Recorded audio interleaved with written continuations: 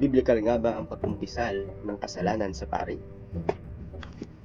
Let's dive in Catholic apologetics, mga kapatid. Madalas nating naririnig, bakit ka magkukumpisal sa pari? Hindi ba pwedeng diretso na lang sa Diyos? Pero ang tanong, ano ba ang sabi ng Biblia? May basehan ba sa kasulatan ang pagkumpisal sa pari? O ito ba ay tradisyon lamang ng simbahan?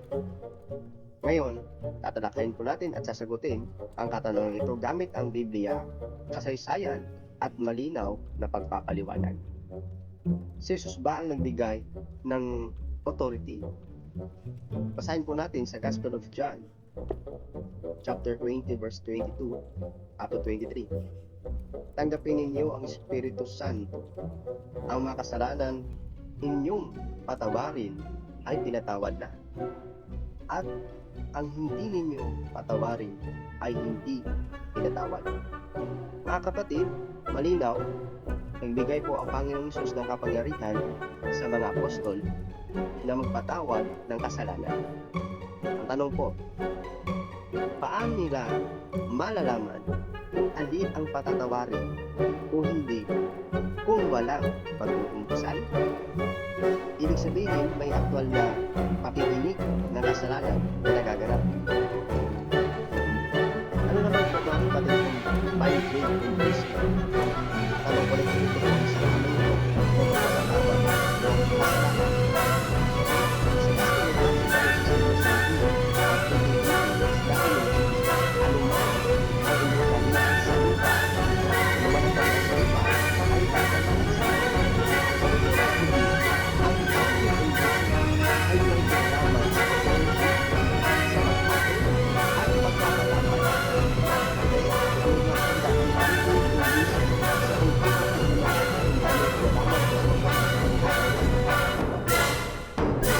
Simbolo lamang. Ito ay tunay na kapangyarihang spiritual. Hindi ba Diyos lamang ang nagpapatawad? Yung mga argumento po, mga katanungan. Ito, Diyos lang po ang ultimate source ng kapatawaran. Pero tandaan po natin mga kapatid, ginagamit ng Diyos ang tao bilang instrumento. Halimbawa po, ginagamit niya ang mga pastor sa pangangaral. Ginagamit niya ang apostol sa pagpapagaling. Ginagamit niya ang mga ministro sa reconciliation. Okay? Sa 2 Epistles to Corinthians, sulat po ni San Pablo, chapter 5, verse 18 to 20, tinawag ang mga apostol bilang ambassador of Christ at binigyan ng ministry of reconciliation. Pero, binigyan po ng ministry of reconciliation. Ikalawang Korinto 5:18 hanggang 20. Ang pari ay hindi nagpapatawad sa sarili niyang kapangyarihan. Si Kristo ang nagpapatawad sa pamamagitan niya. Okay? Therefore, instrumento lang po ang pari. Hindi po siya yung source. Okay? Instrument lang po siya. May basehan ba sa Lumang Tipan? Of course, meron po. Sa Book of Leviticus chapter 5 verses 5 to 6, makikita po na ang nagkasala ay magkukumpisal, pupunta sa pari, at maghahandog ng sakripisyo. Okay? Ang ibig sabihin po, may pattern na ang Diyos ng paggamit ng pari sa usapin ng kasalanan. Even though in the Old Testament, ginagamit na po ng Diyos ang pari upang mapatawad ang kasalanan. Even until the New Testament. Okay? Practice ba ito ng mga early Christian o ng mga early church? Okay? Ang sagot po dyan, oo. Practice po nila ito.